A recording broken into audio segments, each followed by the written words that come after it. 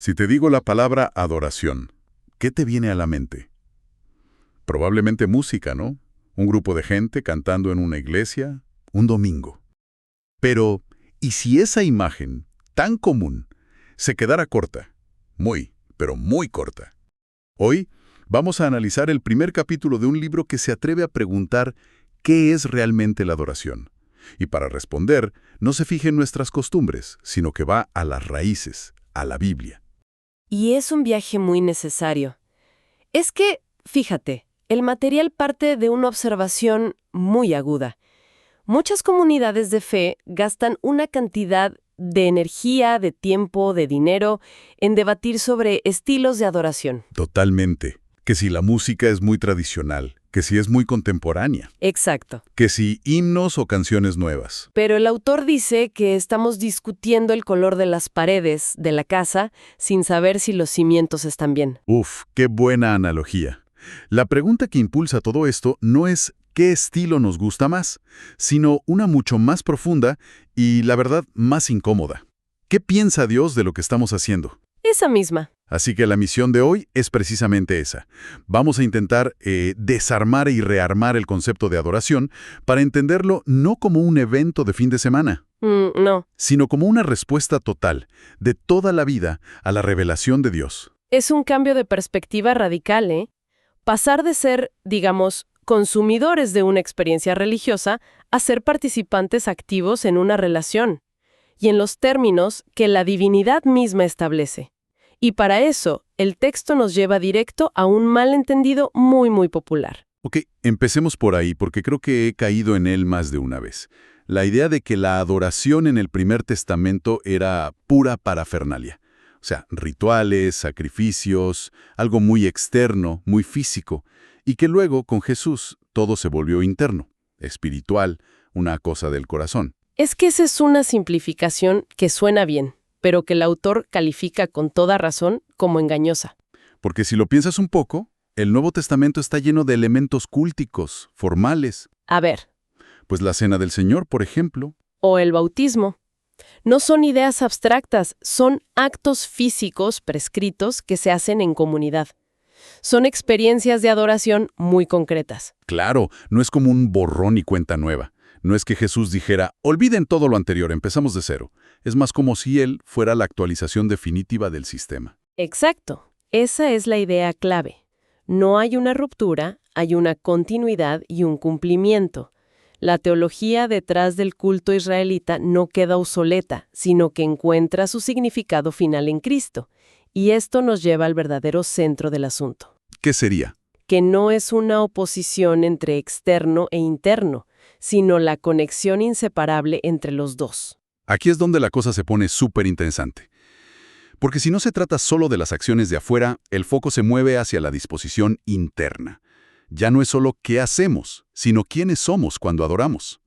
El autor nos recuerda el Salmo 24, que lanza esa pregunta que resuena hasta hoy.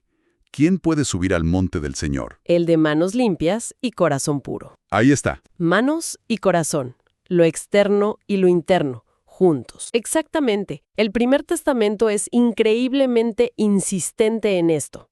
De hecho, el texto nos lleva a un pasaje en Deuteronomio que es casi una hoja de ruta para el corazón del adorador. Moisés resume la devoción en 5 verbos. O sea, me estás diciendo que ya en Deuteronomio, hace miles de años, había una especie de, digamos, checklist, pero no para rituales, sino para la actitud del corazón. Eso rompe por completo con la idea de que era solo sobre sacrificios. A ver, ¿cuáles son esos 5 verbos? Bueno, el primero es temer, en hebreo yaré, y es importante aclarar que no se refiere a un terror que te paraliza. Claro, no es tenerle miedo. No, para nada. Es una reverencia profunda, un asombro que te pone en tu lugar frente a algo infinitamente más grande. Es la base de todo. El segundo es caminar, halak, que es una metáfora muy visual, seguir el camino que Dios ha trazado, vivir según sus principios. Me gusta esa imagen. La vida como un camino a seguir, no como una serie de actos aislados. Precisamente. El tercer verbo, que está justo en el centro, es amar, ahad. Es el motor, el corazón de la devoción. Y de ese amor surge el cuarto, servir, abad. Pero ojo, no de cualquier manera, sino con todo el corazón y toda el alma. Y finalmente, el quinto verbo es guardar, shamar, que es obedecer sus mandamientos pero como una consecuencia natural de todo lo anterior. Me llama la atención el orden. El amor está en el centro, y el servicio y la obediencia vienen después, como un resultado. No es servir para que me amen, sino servir porque ya amo. Es una dinámica completamente diferente, ¿no? Totalmente. Estos 5 verbos demuestran que para la teología bíblica, la condición interna es el prerequisito indispensable. Los actos de rectitud, las manos limpias, deben nacer de un corazón puro. Si no, como decían los profetas, es pura hipocresía, un ruido vacío. Y hablando de actos, el texto da un giro que me pareció fascinante.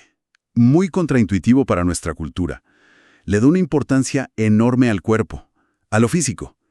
De todas las palabras que analiza, las que más me impactaron son las que solemos traducir como adorar. Uno esperaría que significaran cantar, orar, sentir algo, pero el texto dice que se refieren a algo muy físico. ¿Es así? Es así. Y es uno de los puntos más reveladores.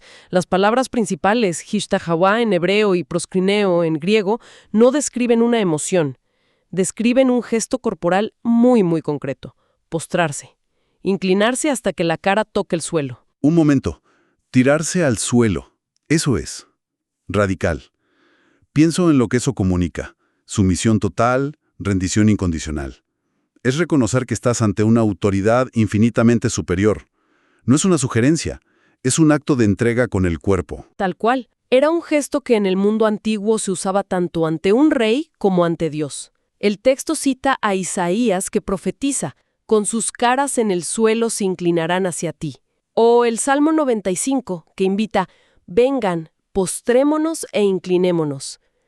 Y lo que más nos debería llamar la atención es que el Nuevo Testamento no descarta esta práctica. Ahí quería llegar. El autor menciona un pasaje en Corintios donde se dice que un no creyente podría entrar a la reunión, ser confrontado por la verdad y caer de bruces al suelo y adorar. Eso suena increíblemente dramático para una iglesia moderna. Choca frontalmente con nuestra idea de ser acogedores y no incomodar a nadie. Choca por completo, desafía nuestra visión, a menudo casi gnóstica, de que la fe es algo puramente intelectual o emocional, sin cuerpo. La perspectiva bíblica es que somos seres integrales. La adoración involucra a toda la persona, y eso incluye el cuerpo. La postura física expresa y refuerza la actitud del corazón. Es como si el cuerpo le dijera al alma, sí, esto va en serio.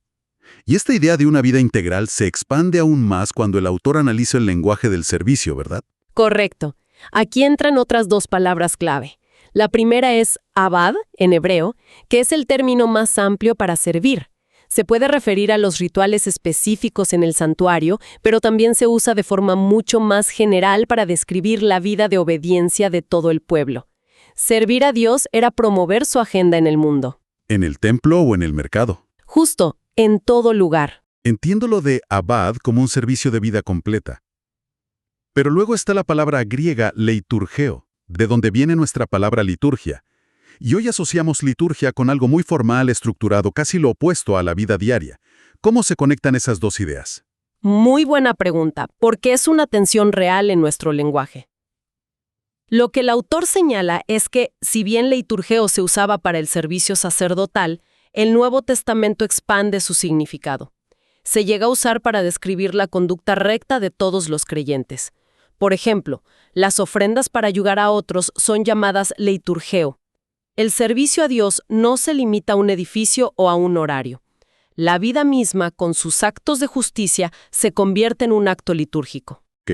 Hemos hablado de la intención del corazón con los 5 verbos, de la postura del cuerpo con la postración, y ahora del servicio como la orientación de toda la vida. Con todas estas piezas sobre la mesa, ¿cómo las une el autor? ¿Cuál es la gran definición de adoración a la que llega? Después de este recorrido, la fuente lo sintetiza todo en una definición que es densa, pero muy poderosa. Dice así: la verdadera adoración son actos humanos reverenciales de sumisión y homenaje ante el soberano divino. en respuesta a la revelación de sí mismo y de acuerdo con su voluntad. ¡Wow! Hay mucho que desglosar ahí. Es mucho más que cantar canciones que me gustan. Analicemos esa definición, porque cada palabra parece escogida con pinzas. Es nuestra reacción a la iniciativa de Dios, que se reveló primero. Sin revelación, no hay adoración. Eso ya cambia todo el juego. La adoración no empieza conmigo, empieza con Dios. Yo solo respondo a lo que Él ya hizo y dijo. ¿Qué más? Segundo, es holística. Involucra a toda la persona, mente, emociones, voluntad y cuerpo, y abarca toda la vida. El texto es muy enfático en esto.